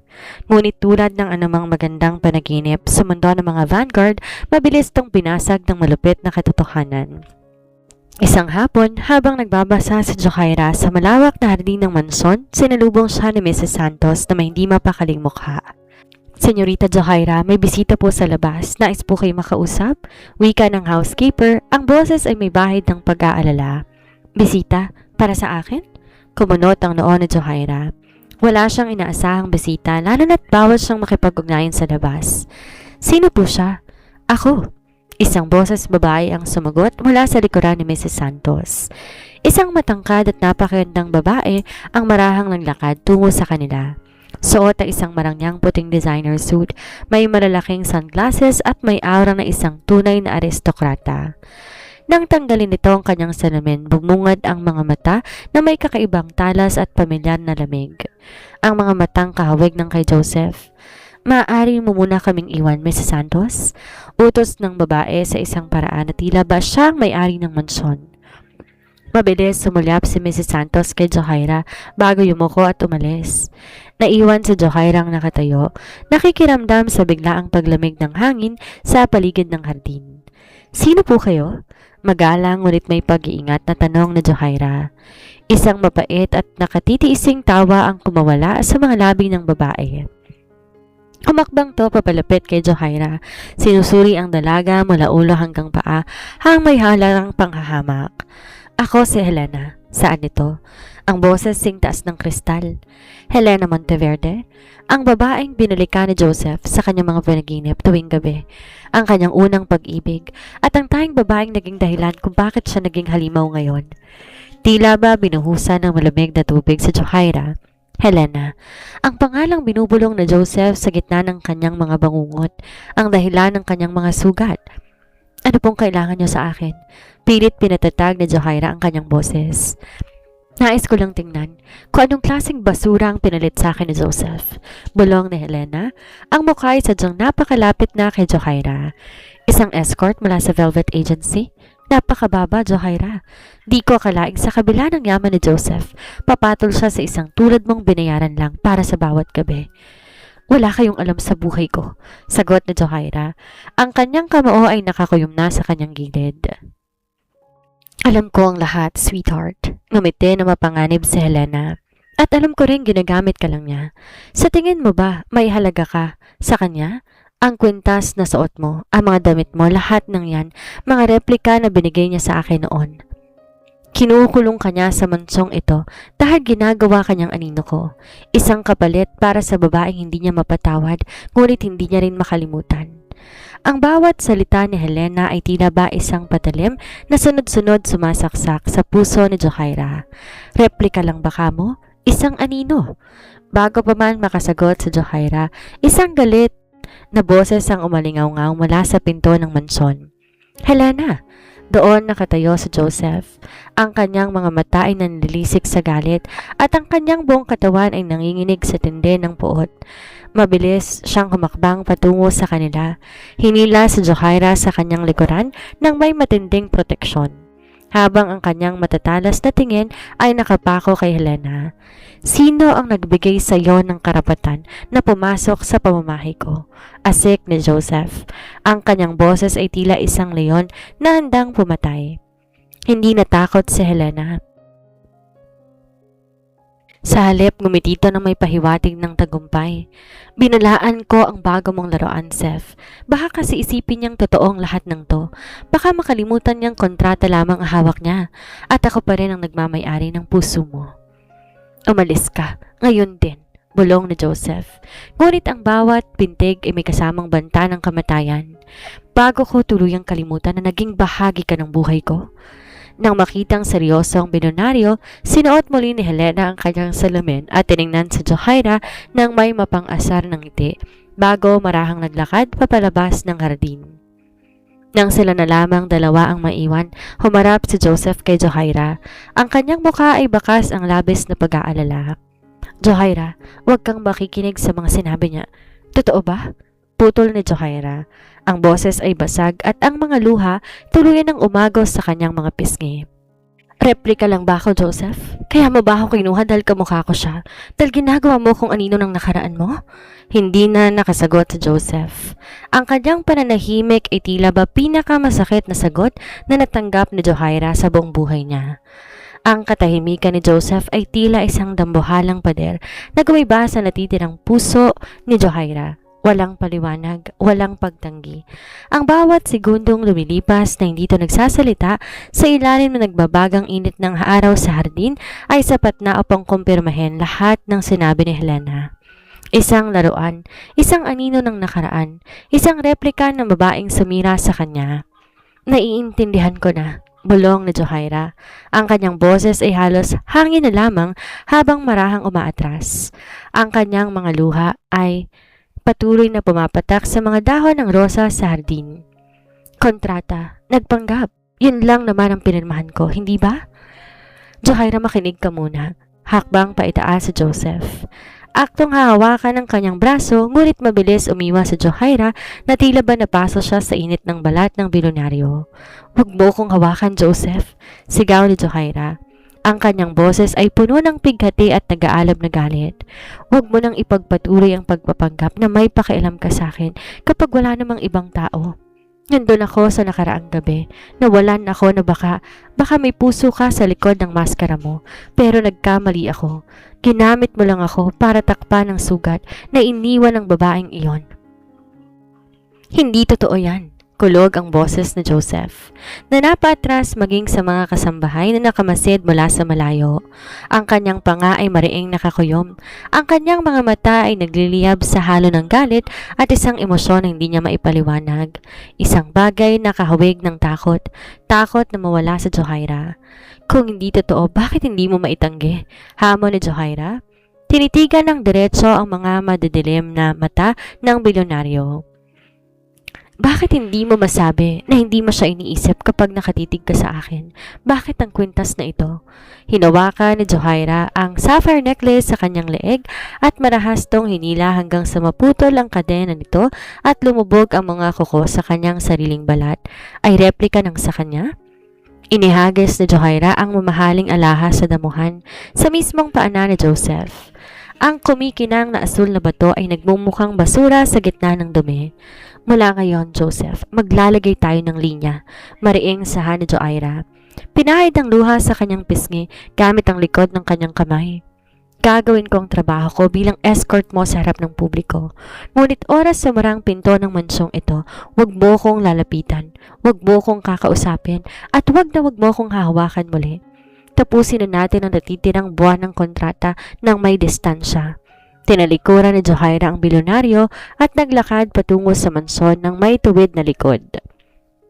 Kahit ng totoo, durog na ang kanyang buong pagkatao. Naiwan si Joseph na nakatayo sa gitna ng hardin. Dahan-dahan niyang tiningnan ang naputol na sapphire necklace sa damuhan. Dinampot niya ito. Ang kanyang malalaking kamay ay marahang nanginginig. Ang galit sa kanyang dibdib na palitan na isang nakabibinging kawalan. Hindi niya kayang aminin kay Johaira ang katotohanan. Hindi niya kayang sabihin na nung una baka nga ginamit niya ito upang takasan ng multo ni Helena. Ngunit ngayon, sa bawat gabing magkasama sila, ang tanging pangalan na sumisigaw sa kanyang sistema ay hindi nang nakaraan, kung hindi si Johaira. Ngunit paano niya sasabihin ng isang bagay na maging ang sarili niya ay nakakatakot na aminin? Ang isang ruthless tycoon na tulad niya hindi po pwedeng magkaroon ng kahinaan dahil ang kahinaan sa kanyang mundo nangangahulugan ng kamatayan. Kinagabihan ang mansyon ay binalot na isang nakapanlulumong katahimikan. Walang tatlong katok na narinig sa Johaira sa kanyang pinto. Walang Joseph na nag-utos sa kanya, ngunit sa kabila ng distansyang hiningi niya, pareho silang gising sa magkabilang dulo ng madilim na pasilyo. Nakatitig sa kisame habang ang kanilang mga puso ay unti-unting nilalamon na isang mapanganib na agwat na sila rin ang gumawa. Ang binuong pader sa pagitan ni Johaira at Joseph sa loob ng mansyon naging mas matatag pa sa konkreto. Sa loob ng 2 linggo, tinupad nila ang kanilang kasunduan. Perpektong magkasintahan sa harap ng publiko at ng media, ngunit estranghero sa sandaling pumasok sila sa mga pintuan ng mansyon sa Tagaytay. Ang bawat haplos ni Joseph sa mga business dinner ay formal at mekanikal. Bawat ngiti ni Johaira ay plastic, ngunit sa ilalim ng malamig na usapan may nagbabagang apoy na unti-unting sumasakal sa kanilang dalawa. Ngunit ang katahimikang to ay bagyo lamang bagong tuluyang pagkawasak. Isang gabi, habang nag-aayos si Johaira sa kanyang silid, biglang bumukas ang kanyang pinto nang walang katok. Hindi to si Mrs. Santos, si Joseph. Ngunit hindi itong Joseph na nakasanayan niya. Ang kanyang tuxedo jacket wala na. Ang kanyang buhok magulo at ang kanyang mga matang dating singlamig ng yelo ay nagliliyab ngayon sa isang nakakapangilabot na galit. Ang kanyang panga ay maring nakakuyom hanggang gumuhit ang ugat sa kanyang leeg. May hawak siyang makapal na folder sa kanyang kamay. Joseph, anong... Bago pa man makatapos si Johaira, marahas na hinagis si Joseph ang folder sa kanyang mukha. Nagkalat ang mga papel, mga litrato sa sahig ng kanyang silid. Paliwanag mo to, Johaira. Ang boses ni Joseph mababa, paos, ngunit may dalang bigat na isang paparating na pagguho ng lupa. Bawat salita tila may kasamang lason. Nanginginig na yumuko si Johaira upang tingnan ang mga papel. Ang kanyang puso tumigil bigla sa pagtibok. Ang mga litrato kuha sa isang sapa, sa gilid ng isang abandonadong gusali. Mga dokumento ukol sa mga lihim na transaksyon ng Vanguard Enterprises na binibenta sa kanilang pinakamalaking karibal, ang Alcantara Group. At sa tabi ng mga dokumentong yon ay ang kopya ng bank account ni Johaira na nagpapakita ng isang deposito na nagkakahalaga ng 10 milyong piso mula sa isang di kilalang account kahapon lang. Hindi, hindi sa akin to, bulong ni Johaira habang mabilis na umiiling. Ang kanyang mga mata ay nanlalaki sa takot habang nakatingin kay Joseph. Joseph, maniwala ka sa akin, wala akong alam dito. Hindi ko binenta ang mga dokumento mo. Wala kang alam? Asik ni Joseph. Humakbang ng mabilis pa itaas at marahas na hinawakan ang magkabilang balikat ni Johaira. Pinilit tong tumayo at sinandal ng marahas sa pader. Ang kanyang mukha sadyang napakalapit at ang galit na binubuga ng bilyonaryo ay tila pag gustong sunugin ng dalaga. Ang bank account mong ginamit, Johaira. Ang pirma mo nasa kontrata ng Alcantara at sino pa bang may access sa silid ko tuwing gabi kundi ikaw? Hindi ako yan. Sabotahe ito, Joseph. Umiiyak na sigaw ni Johaira, pilit kumakawala sa mahigpit na hawak nito na unti-unting nagiiwan ng pasa sa kanyang balat. Magkasama kami ni Melvin Borja noon para lang mag-usap tungkol sa art gallery pero hindi ko binigay yung mga files mo. Nang marinig ang pangalan ni Melvin, lalong nag-apoy ang galit sa mga mata ni Joseph. Ang kanyang hawak sa balikat ni Johaira mas humigpit pa, sapat para mapaiyak sa sakit ang dalaga. Melvin, bulong ni Joseph, ang boses naging singtalas ng patalim. Kaya pala naging malapit kayo ng lalaking yon sa gallery. Doon niyo ba plinanong lahat? Ginamit mong pagpapanggap natin para nakawan mo ko? Hindi, maniwala ka naman sa akin.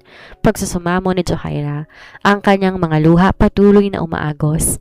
Bumabasa sa kanyang mga pisngi. Ginagawa ko lang to para kay Leo. Hindi ko magagawang sirain ka. Huwag mong gamitin ang kapatid mo para pagtakpan ng kawalang hiyaan mo. Sigaw ni Joseph na nagpaalingaw-ngaw sa buong silid. Binitawan niya si Johaira ng marahas, dahilan na pang mapaupo ang dalaga sa sahig, yakap ang sarili habang nanginginig. Tumingin si Joseph sa kanya mula sa itaas nang may matinding pandidiri at bighati. Sa likod ng kanyang galit may isang bagay na durog sa loob ng milyonaryo, ang kanyang tiwala. Naniwala siya kay Johaira. Binuksan niya ang kanyang mansyon, ang kanyang buhay at halos ang kanyang puso para sa dalaga, ngunit ito lang isasalubong sa kanya. Nakalimutan ko. Malamig na wika ni Joseph. Ang boses biglang nawala ng emosyon. Bumalik sa pagiging Ice Emperor. Isang escort ka nga pala mula sa Velvet Agency. Ang mga katulad mo, handang magbenta ng kahit ano basta't sapat ang bayad. Ang bawat salita ni Joseph tila isang pako na bumaon sa puso ni Johaira. Ang huling piraso ng kanyang dignidad tuluyan ang dinurog ng lalaking unti-unti niya nang minamahal sa kabila ng lahat. Pinatigil kong operasyon ng kapatid mo sa ospital. Walang awang anunsyo ni Joseph. Wag, Joseph, pakiusap. Gapang ni Johaira tungo sa paanan ng bilyonaryo. Hinawakan ang laylayan ng kanyang pantalon. Ako na lang parusahan mo, wag ang kapatid ko, mamamatay siya. Inalis ni Joseph ang kanyang paa mula sa hawak ni Johaira nang walang pag-aalinlangan. Tinalikuran ang dalaga at naglakad patungo sa pinto. Umalis ka sa mansyon ko bago sumikat ang araw, Johaira. Malamig na utos ni Joseph nang hindi lumilingon. Dahil kapag nakita ko pa ang mukha mo dito bukas, sisiguraduhin ko sa kulungan ng tuloy mo. Tapos na ang kontrata? Sinarado ni Joseph ang pinto nang may malakas na kalabog. Iniwan si Johaira na nag-iisa sa sahig, durog, umiiyak, pinaliligiran ng mga ebidensya ng isang sabotahe na hindi niya alam kung paanong patutunayan na wala siyang kinalaman. Ang gabi ay tila ba nakikiramay sa matinding bighati ni Johaira. Sa labas ng mansyon muling bumuhos ang malakas na ulan. Hinahampas ang matatayog na pader ng kuta ni Joseph Vanguard. Ngunit sa loob ng silid ni Johaira ang bagyo may higit na nakakapinsala. Nanginginig ang mga kamay ni Johaira habang sinasara ang kanyang lumang duffel bag. Nalis niya lahat ng mararangyang damit, ang mga mamahaling sapatos at ang mga alahas na binigay sa kanya. Ang tanging suot niya ay ang luma at kupas na maong at isang simpleng t-shirt. Ang mga damit na suot niya bago siya naging isang eksklusibong escort. Iniwan niya lahat ng karangyaan sa ibabaw ng kama, kabilang ng naputol na sapphire necklace.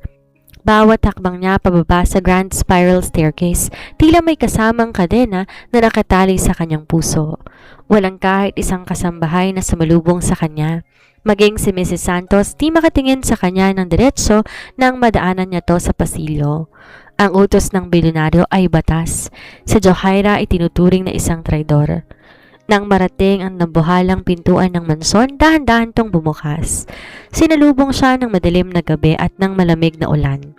Walang sasakyang naghihintay para sa kanya.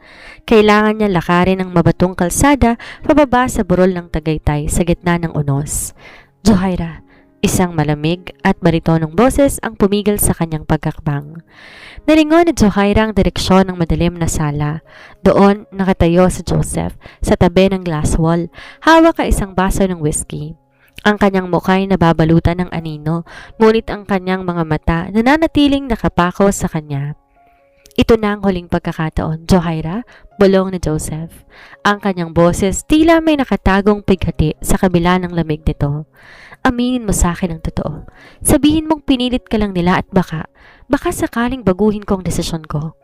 Isang mapait na ngiti ang sumilay sa mga labi ni Johaira habang umaagos ang luha sa kanyang mga pisngi. Humahalo sa basang buhok dahil sa wisik ng ulan mula sa labas. Ilang beses ko bang kailangan sabihin sa iyong totoo, Joseph? Basag ang boses na sagot na Johaira. Pero kahit ano palang sabihin ko, walang silbi. Dahil simula pa lang, hindi mo naman ako tinuturing na tao. Para sa iyo, isa lang akong bayarang escort na madaling magbenta ng sarili. Wala kang tiwala sa akin dahil wala kang kakayahang magtiwala sa kahit kanino. Humigpit ang kapit ni Joseph sa kanyang baso hanggang mamuti ang kanyang mga bukong-bukong ng daliri. Salamat sa pagliligtas sa kapatid ko nung una. Patuloy ni Johaira, pinahid ang luha sa kanyang mukha. Ngunit simula ngayong gabi, tinatapos ko na ang pagpapanggap. Malaya ka na sa anino ng nakaraan mo at malaya na rin ako sa kulungan mo. Tinalikuran siya ni Johaira at tumakbang papalabas sa ulan. Sinara ang mga bodyguard ng nabuhalang pinto ng mansyon. Tuluyang naghiwalay sa kanilang dalawa. Basang-basa, nilalamig at pagod na pagod, nakarating si Johaira sa pampublikong ospital sa Maynila pagkalipas ng ilang oras na pagbabiyahe. Halos magmakaawa siya sa jeepney driver na isakay siya kahit kulang ang kanyang barya. Nang marating niya ang ICU unit kung saan nakaratay si Leo, sinalubong siya ng kanyang kinatatakutan. Ang mga nurse ay abala sa pag-aalis ng mga mamahaling aparato sa tabi ng kama ng kanyang kapatid. Anong ginagawa ninyo? Sigaw ni Johaira. Mabilis tumakbo patungo sa kama ni Leo at hinawakan ang nanginginig na kamay ng kapatid. Bakit niyo tinatanggal ang makina? Kailangan na yan. Pasensya na po, Miss Torres. Malungkot na saad ng head nurse. Nakansela na po ang pondo mula sa Vanguard Foundation kahapon pa at may utos pong management na ilipat ang kapatid ninyo sa charity ward dahil hindi pa nababayaran ang ICU room. Wag, pakiusap, lohod ni Johaira sa harap ng nurse. Umiiyak ng walang humpay. Gagawan ko ng paraan. Magtatrabaho ako. Wag niyong papatayin ng kapatid ko. Sa gitna ng kanyang pagmamakaawa, biglang bumukas ang pinto ng ICU. Isang pamilyar na lalaki ang pumasok, si Melvin Borja. Johaira, mabilis nilapit ni Melvin at tinulungan siyang tumayo. Ano nangyari dito? Melvin, ang kapatid ko. Hikbi ni Johaira, halos hindi na makahinga sa tindi ng panik at pagod. Tinanggal ni Joseph ang pondo. Mamamatay si Leo? Isang madilim na sulyap ang dumaan sa mga mata ni Melvin bago to mabilis na napalitan ng pag-aalala. Huwag kang mag-alala, Johaira. Tutulungan kita. Ako ang magbabayad sa lahat ng gastusin sa ospital na ito. Ililipat natin si Leo sa isang pribadong klinika na pag-aari ng pamilya ko. Napatitig si Johaira kay Melvin. Sa gitna ng kanyang pinakamadilim na sandali, si Melvin ang tanging taong nag-abot ng kamay sa kanya. Hindi niya alam na ang lahat ng to, ang sabotahe sa kumpanya ni Joseph, ang pekeng bank account, at ang pagpapatigil sa pondo ay bahagi ng isang masalimuot na plano upang tuluyan siyang makuha mula sa ruthless tycoon. Ang gabi, sa loob ng marangyang opisina ng Vanguard Enterprises, binalot na isang nakapaninindig balahibong katahimikan. Nakaupo si Joseph sa kanyang leather chair, ngunit ang kanyang itsura malayo sa kinilang perpekto at makapangyarihang CEO. Magulo ang kanyang buhok. Bahagyang nakabukas ang kanyang kwelyo at ang kanyang mga matay may malalalim na itim na bilog. Sa nakalipas sa 3 araw, nawala si Johaira sa mansyon. Hindi siya nakatikim ng maayos na tulog. Bawat sulok ng kanyang tahanan ay tila sumisigaw sa paningin ng dalaga. Biglang bumukas ang pinto ng kanyang opisina. Pumasok ang kanyang pinagkakatiwalaang head of security na si Marcos. May hawak na isang bagong folder. Sir, nakuha na namin ang buong forensic digital report mula sa IP address na nag-leak ng mga dokumento. Seryosong ulat ni Marcos habang nilalapag ang mga papel sa lamesa. At ang nakuha naming ebidensya mula sa bangko? Mabilis sinablot ni Joseph ang mga dokumento. Habang binabasa niya bawat linya, unti-unting nanlalaki ang kanyang mga mata at ang kanyang mga kamay mariing nakakuyom hanggang sa tumunog ang kanyang mga ngipin sa kanyang panga. Ang IP address na nag-upload ng classified files ng Vanguard Enterprises ay di galing sa cellphone o laptop ni Johaira. Galing to sa isang nakatagong device na sadyang tinanim sa silid ni Johaira noong gabi ng art gala. Ang 10 milyong piso na pumasok sa account ng dalaga, galing to sa isang dummy corporation na direktang konektado sa mga bank account ni Melvin Borja. Isang setup, isang maraming sabotahe upang sirain si Johaira sa kanyang mga mata at ilayo ito sa kanya. Melvin, bulong na Joseph. Ang kanyang boses ay tila isang ungol na isang demonyo na nagising mula sa impyerno. Sa isang marahas na galaw, tinulak na Joseph lahat ng gamit sa kanyang dambuhalang lamesa. Nabasag ang mga mamahaling pluma, natapon ang mga papeles at ang kristal na baso ng alak na durog sa sahig. Ang galit na pumuno sa kanyang dibdib ay walang katulad. Hindi lamang siya niloko ni Melvin. Ginamit ito ang sarili niyang mga takot at pagdududa upang sakta na nag-iisang babae na unti-unti nagpapalambot sa kanyang malamig na puso. Nasaan sila? Asik ni Joseph. Ang kanyang mga mata ay nagliliyab sa pagkamatay na puot. Nasa St. Jude Medical Clinic po sila, sir. Isang pribadong pasilidad na pag-aari ng mga Borja. Doon inilipat ni Melvin ang kapatid ni Miss Johaira kahapon. Sagot ni Marcos. Ihanda ang mga sasakyan. Malamig na utos ni Joseph. Ngunit ang bawat salita ay may bigat na isang hatol ng kamatayan. Sisiguraduhin ko na ngayong gabi mawawala sa mapang negosyo ng pangalang Borja. Samantala, sa loob ng isang pribadong silid ng St. Jude Clinic, tahimik na nakaupo si Johaira sa tabi ng kama ni Leo. Maayos na ang lagay ng kanyang kapatid. Salamat sa mga makabagong aparato na ipinatupad ni Melvin. Ngunit sa kabila ng kaligtasan ni Leo, walang kahit anong bakas na saya ang mukha ni Johaira. Nakatitig lamang siya sa kawalan. Hawak ang kanyang sariling mga kamay na tila ba malamig pa rin mula sa unan noong gabi ng kanyang pag-alis. Bumukas ang pinto, pumasok si Melvin, may dalang mainit na kape. Johaira, kailangan mong kumain. 3 araw ka nang halos walang kain at gising. Salamat, Melvin. Mainang sagot na Johaira nang di tumitingin dito. Hindi ko alam paano kita mababayaran sa lahat ng to. Ngumiti ng banayad si Melvin at lumapit. Dahan-dahang pinatong kanyang kamay sa balikat ni Johaira. Hindi mo kailangan mag-alala sa pera, Johaira. Gusto kita. At handa akong ibigay sa iyo lahat ng di kayang ibigay ng walang pusong sa Joseph Vanguard. Bagyang lumayo sa Johaira sa hawak ni Melvin. Kahit na ginawa ni Melvin lahat ng to, may kung ano sa kanyang sistema na hindi pa rin makalimot sa marahas, ngunit totoong haplos ni Joseph. Bago pa man makapagsalita si Melvin, isang malakas na kalabog ang yumanig sa buong palapag ng klinika. Narinig ang sigawan ng mga nurse sa labas, kasunod ng tugtog ng mga nababasag na salamin. Ang dambuhalang double door ng silid, marahas na natanggal sa mga bisagra nito dahil sa isang malakas na sipa. Doon nakatayo si Joseph Vanguard. Pumasok siya na tila isang bagyo ng kamatayan. Pinaliligiran siya ng mga armadong bodyguard na mabilis binuwag ang mga security ng klinika. Ang kanyang suit may bahid ng ulan. Ang kanyang mga mata ay nakapako kay Melvin nang may matinding puot na tila ba handa na itong pumatay ng walang pag-aalinlangan. Joseph? Gulat na sigaw ni Johaira. Mabilis na tumayo upang harangan ang kama ng kanyang kapatid. Borja, malamig na tawag ni Joseph. Ang kanyang baritonong boses ay umalingaw-ngaw sa 4 na sulok ng silid. Napakalakas ng loob mong hawakan ng sa akin. Mabilis na humarang si Melvin sa harap ni Johaira. Sinusubukan na magtapang-tapangan.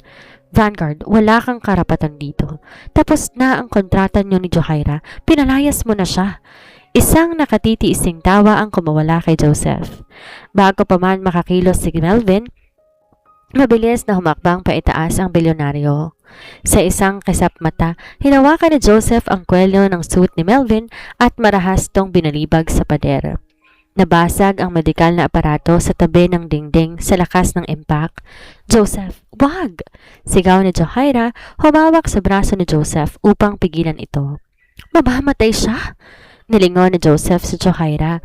Ang galit sa kanyang mga mata, bahagyang napalitan ng matinding sakit na makitang takot sa mukha ng dalaga. Takot para sa ibang lalaki. "Ginamit ka niya, Johaira," asik ni Joseph habang tinuturo ang nakahandusay at nanginginig na si Melvin sa sahig. "Siya ang nag-leak ng mga files ko. Siya ang naglagay ng 10 milyon sa account mo para mag-away tayo at palayasin kita. Siya ang sumira sa atin?" Natigilan sa Johaira. Dahan-dahan niyang nilingon si Melvin na ngayon hindi na makatingin sa kanya ng diretso, habang may dugo sa gilid ng labi nito. "Melvin, totoo ba?" Di nakasagot si Melvin, na sapat na upang maging kumpirmasyon para kay Johaira. Napatakip si Johaira sa kanyang bibig, hindi makapaniwala na ang taong akala niya'y nagligtas sa kanya ang siya palang pumatak sa kanya sa putikan. Binalingan muli ni Joseph si Melvin. Tinutok ang kanyang matatalas na tingin dito. "Ang kumpanya mo, Melvin, ay binili ko na 1 oras na nakakalipas. Bukas na bukas din, bankrupt ng pamilya mo at haharap ka sa kasong corporate espionage at hacking. Sisiguraduhin kong mabubulok ka sa kulungan." Hindi na pinansin ni Joseph ang hindi kailanman lumuhod sa kahit kanino. Ang pagmamakaawa ni Melvin. Humarap siya kay Johaira na ngayon nanginginig at umiiyak sa gilid ng kama ni Leo. Lumapit si Joseph. Dahan-dahan, lahat ng bagsik at galit biglang naglaho nang tumayo siya sa harap ng dalaga. Lumuhod sa harap ni Johaira. Hinawakan ang nanginginig na mga kamay nito. "Patawarin mo ko, sweetheart," bulong ni Joseph. Ang kanyang boses ay nanginginig sa tindi ng emosyon. May luhang nagbabadya sa kanyang sariling mga mata. "Nabulag ako ng takot at ng nakaraan ko. Pakiusap, bumalik ka na sa akin. Hindi ko kayang mabuhay sa mansong yon kung wala ka." Ang pribadong eroplano ni Joseph Vanguard ay tahimik na lumilipad sa ibabaw ng asul na karagatan. Pabalik ng Pilipinas mula sa Switzerland. Doon, sa isa sa pinakamahusay na cardiac facility sa buong mundo, ay matagumpay na naoperahan si Leo. Ligtas na ang kapatid ni Johaira at ang lahat ng gastusin ay personal ng tinustusan ng bilyonaryo. Hindi bilang bahagi ng isang kontrata, kundi bilang patunay ng kanyang walang hanggang pagsisisi at pagmamahal. Sa loob ng marangyang cabin, nakatitig si Johaira sa labas ng bintana habang pinagmamasdan ang makakapal na ulap. Ang kanyang puso na dati puno ng takot at bighati ay nakakaramdam na sa wakas ng kapayapaan. Ngunit may isang bagay na ang hindi pa rin lubos malinaw sa kanya, ang kanilang estado ni Joseph. Naramdaman niya ang marahang paglubog ng sofa sa kanyang tabi. Ang pamilyar na amoy ng mamahaling cologne, leather at banayad na tabako ay pumalibot sa kanya. Paglingon niya, nakatitig sa kanya si Joseph. Wala nang malamig at nakakatakot na Ice Emperor. Ang mga mata nito ngayon puno ng init, pagsamba at banayad na pangamba. Inabot naman ni Joseph ang kanyang kamay at dahan-dahang pinag-cross ang kanilang mga daliri. "Iniisip mo pa rin ba ang nangyari kay Melvin?" Mahabang tanong nito. Ang baritonong boses ay tila isang mainit na haplos sa kanyang pandinig. Umiling si Johaira at bahagyang ngumiti. "Hindi na. Alam kong nahumit na ang hustisya. Iniisip ko lang kung anong mangyayari sa atin ngayon. Wala na si Leo sa panganib. Tapos na ang 6 na buwan ng kontrata natin." Natigilan si Joseph. Ang kanyang panga bahagyang nakakuyom. Ngunit kung hindi dahil sa galit, kundi dahil sa takot na baka nga tuloy na siyang iwan ng dalaga. Mabilis na siyang tumayo, ngunit sa halip na lumayo, lumuhod siya sa harap ni Johaira sa mismong sahig ng eroplano. Nanlaki ang mga mata ni Johaira. Ang pinakamakapangyarihang typhoon sa bansa muling lumuluhod sa kanyang paanan nang walang pag-aalinlangan. "Joseph, tumayo ka dyan."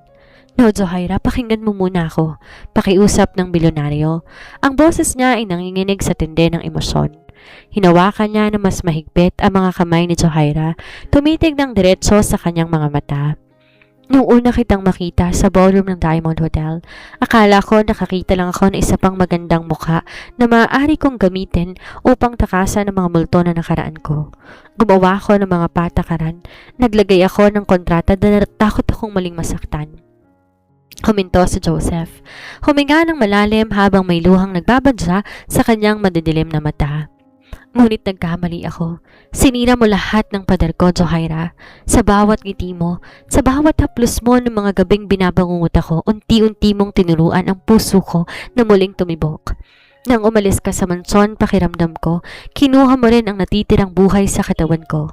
Ang sapphire necklace na tinapon mo, hindi yun replika para kay Helena. Yun ay binili ko para sa'yo dahil ikaw ang karapat-dapat na magsuot ng pinakamagandang hiyas sa buhay ko. May pumatak na luha mula sa mga mata ni Johaira, ngunit sa pagkakataong to, ito'y luha ng labis na kaligayahan. Kumuha si Joseph ng isang maliit na velvet box mula sa kanyang bulsa. Nang buksan niya ito, isang dambuhalang brilyanteng singsing na may hugis pusong asul na sapphire sa gitna ang kuminang ng marangya sa ilalim ng liwanag. Nilabas din ni Joseph ang isang lukot na papel mula sa kanyang bulsa. Nang buksan niya ito, isang dambuhalang brilyanteng singsing na may hugis pusong asul na sapphire sa gitna ang kuminang ng marangya sa ilalim ng liwanag. Exclusive Escort Agreement. Sa harap ni Johaira, marahas itong pinunit sa 2, sa 4 hanggang sa maging maliliit na piraso at itinapon ito sa sahig. Wala ng kontrata, Johaira. Wala nang bayaran, wala nang pagpapanggap sa harapan ng media at wala nang 6 na buwan na limitasyon. Bulong ni Joseph, ang kanyang boses ay puno ng pagsusumamo. Gusto kong maging akin ka habang buhay, hindi bilang escort ko, kundi bilang asawa ko. Ang nag-iisang reyna ng buhay ko at lahat ng ari-arian ko. Napatakip si Johaira sa kanyang bibig habang walang humpay ang pag-agos ng kanyang mga luha. Ang lalaking akala niya ay walang puso ay kasalukuyang nag-aalay ng kanyang buong kaluluwa sa kanya. Joseph, ikbi ni Johaira, paanong panuntunan mo? Ang sabi mo, never fall in love with me. Isang banayad at mapaglarong ngiti ang sumilay sa mga labi ng bilyonaryo. Hinangat ng kanyang kamay upang dahan-dahan haplusin ang pisngi ni Johaira, pinapahid ng mga luha nito. Ako ang unang lumabag sa panuntunang yon. Sweetheart, at handa kong parusahan mo habang buhay kapalit ng pagmamahal mo. Yes, Joseph. Sagot ni Johaira sa gitna ng kanyang pag-iyak at pagtawa. Yes, magpapakasal ako sa'yo. Mabilis na sinuot ni Joseph ang singsing sa kanyang daliri bago tumayo at marahas na hinila si Johaira sa kanyang mga bisig. Sinandal niya ang dalaga sa dingding ng cabin. Sinakop ang mga labi nito sa isang halik na hindi na tulad ng dati. Wala na ang selos, wala na ang puot, at wala na ang pader. Ito'y isang halik ng wagas na pag-ibig, ng pagtanggap, at ng pangakong walang sino mang makakasira sa kanila. Habang lumilipad ang eroplano patungo sa kanilang bagong simula, alam na Johaira na hindi siyang nakakulong na ibon sa gintong hawla. Siya na ang nag-iisang nagmamay-ari sa puso ng pinakamalupit ngunit pinakamamahal na tycoon sa mundo. At sila ay magiging magkasama, eksklusibo para sa isa't isa habang buhay. Ang sikat ng araw sa isla ng Balesin ay tila ba nakikisama sa pinakainaabangang araw ng taon. Ang simoy ng hangin mula sa dagat may dalang amoy ng sariwang bulaklak ng white roses at jasmine na nakaparibot sa engkanteng beachfront altar. Ang buong paligid binalot ng marangyang dekorasyon ng may kulay ginto at puti. Ngunit sa kabila ng dambuhalang yaman na ibinuhos para sa okasyong to, ang lahat ng dumalo alam na hindi to simpleng pagpapakita ng kapangyarihan. Ito ay pagpapakita lamang ng wagas na pag-ibig. Sa dulo ng aisle, nakatayo si Joseph Vanguard. Suot ng isang immaculate white tuxedo na perpektong nakalapat sa kanyang matikas at matangkad na pangangatawan. Nakalagay ang kanyang mga kamay sa bulsa habang nanginginig ng bahagya ang kanyang mga tuhod. Isang bagay na hindi kailanman nakita ng kahit sinong kasosyo niya sa negosyo. Ang kilalang walang awang bilyonaryo kasalukuyang kinakabahan tulad ng isang batang lalaki. Sa tabi niya nakatayo si Leo, ang kapatid na Johaira. Malusog na ito. May mapulang pisngi at nakangiti ng malawak habang suot ang kanyang sariling tuxedo bilang best man. Biglang tumugtog ang marubdob na tunog ng violin at harp. Bumukas ang dambuhalang arko ng mga bulaklak sa dulo ng aisle at doon lumitaw si Johaira. Tila ba huminto ang pag-ikot ng mundo para kay Joseph na makitang kanyang papalapit na asawa. Suot na Johaira ang isang pasadyang serya ng ball gown na may mga nakadetalye na kumikinang ng mga brilyante sa bawat tahi nito. Ang mahaba nitong belo ay marahang hinahangin habang naglalakad siya sa ibabaw ng mga talulot ng puting rosas. Ngunit sa likod ng marangyang kasuotan, ang pinakamagandang hiyas na suot niya ay ang kanyang mga mata.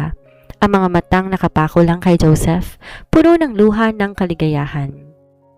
Dahan-dahan, naglakad si Johaira, hatak ng kanyang kapatid na si Leo hanggang marating nila ang altar. Inabot ni Leo ang kamay ng kapatid kay Joseph. Alagaan mong kapatid ko, Kuya Seth, bulong ni Leo nang may kasamang ngiti. Higit pa sa sarili kong buhay, seryoso at may emosyong sagot ni Joseph. Nang maglapat ang mga palad ni na Joseph at Johaira, tila ba naglahong lahat ng tao sa kanilang paligid. Ang tanging naroroon na lamang ay silang dalawa at ang tibok ng kanilang mga puso na matagal nang magkasama. Napakaganda mo, asawa ko, bulong ni Joseph habang marahang pinupunasan ng isang butil ng luha na pumatak sa pisngi ni Johaira. Ikaw din, Mai Tycoon, nakangiting tugon ni Johaira. Nang dumating ang oras para sa kanilang mga sampaan, humarap si Joseph kay Johaira. Kinuha niya ang mikropono, ngunit bago pa man siya makapagsalita, dumaan ang isang pambihirang ngiti sa kanyang mga labi na nagpatunaw sa puso ng lahat na nakasaksi. Johaira, simula ni Joseph. Ang kanyang baritonong boses ay nanginginig ng kaunti sa tindi ng emosyon. Binuo kong buhay ko sa loob ng mga striktong patakaran at mga pader na gawa sa yelo. Ang akala ko ang kapangyarihan at pera ay sapat na upang protektahan ako mula sa sakit ng mundong to. Ngunit nang pumasok ka sa buhay ko, sinira mo bawat panuntunan na meron ako. Sinira mo ang kontrata dahil tinuruan mo akong magmahal ng totoo. Hinigpitan ni Joseph ang hawak sa mga kamay ni Johaira. Tumitig ng diretso sa kanyang mga mata nang walang hanggang pagsamba. Ngayong gabi, sa harap ng Diyos at ng mga tao, gumagawa ako ng bagong kasunduan sa iyo. Walang katapusan, walang takdang panahon. Pinapangako kong ako magiging kalasag mo sa bawat unos, ang init mo sa bawat lamig at ang iyong tahanan habang buhay. Lahat ng meron ako, ang pangalan ko, ang yaman ko at ang puso ko ay eksklusibong sa iyo lamang. Johaira Vanguard. Umiiyak na si Johaira sa tindi ng kilig at pagmamahal habang nakikinig sa mga sumpa ni Joseph. Humarap din siya rito, pinapahid ang kanyang sariling mga luha. Joseph, panimula ni Johaira, ang kanyang boses may kasamang tamis. Nagsimula tayo sa isang laro ng desperasyon at kasinungalingan. Akala ko noon binenta ko ng kaluluwa ko sa isang halimaw. Ngunit sa likod ng iyong lamig at pagiging ruthless, natagpuan ko ang pinakamainit at pinakatapat na pusong nakilala ko. Salamat sa pagliligtas sa akin, sa kapatid ko, at sa pagmamahal mong nagbigay sa akin ng bagong buhay. Pinapangako kong mamahalin kita sa bawat segundo ng ating buhay. Sa hirap man o sa rurok ng tagumpay, ikaw ang aking simula at aking huli. I now pronounce you husband and wife. Deklara ng pari. You may now kiss the bride. Nang walang pag-aalinlangan, hinawakan ni Joseph ang bewang na Johaira at marahas ngunit puno ng pagmamahal na hinila to pataas. Sinakop ang mga labi ng dalaga sa isang halik na selyo ng kanilang walang hanggang pangako. Umalingaw-ngaw ang malalakas na palakpakan at hiyawan ng kanilang mga bisita, kasabay ng pagsabog ng mga gintong konfeti sa hangin at ng marahang paghampas ng mga alon sa pampang. Nang maghiwalay ang kanilang mga labi, dinikit ni Joseph ang kanyang noo sa noo ni Johaira. May malawak na ngiti sa kanyang mukha. You are officially mine, Mrs. Vanguard, bulong niya. And you are exclusively mine, Mr. Vanguard, nakangiting sagot ni Johaira. Ang kanilang kwento ay nagsimula sa isang madilim na kontrata, nagtapos sa isang gintong pangako. Isang happy ending para sa ruthless tycoon at sa kanyang exclusive escort na ngayon reyna na ng kanyang buong buhay. At dyan nagtatapos ang kwento ni na Zohaira at Joseph. Sino ba naman ang mag-aakala ng isang Ice Emperor tuluyang luluhod at tutunawin ng pag-ibig, hindi ba? Pero bago tayo maghiwalay, may isang mahalagang aral na iniwan sa atin ng kwentong to. Ang tunay na pag-ibig at tiwala, hindi mababali ng salapi o makukulong ng kahit anong kontrata. Sinubukan nilang pigilan ang puso nila gamit ang mga patakaran, pero sa huli, pinatunayan ni na Zohaira at Joseph na ang pagmamahal kusang dumarating at walang sinasanto. Handa tong tibagin ang kahit anong pader. Kaya't para sa inyo na nakikinig ngayon, huwag matakot magtiwalang muli. Huwag matakot magmahal at higit sa lahat, huwag ninyong kakalimutan ang inyong sariling halaga. Maraming salamat sa pagsama sa akin sa roller coaster ride na ito. Hanggang sa susunod nating kwentuhan. Tandaan, you deserve a love that is true, free, and exclusive. Bye guys!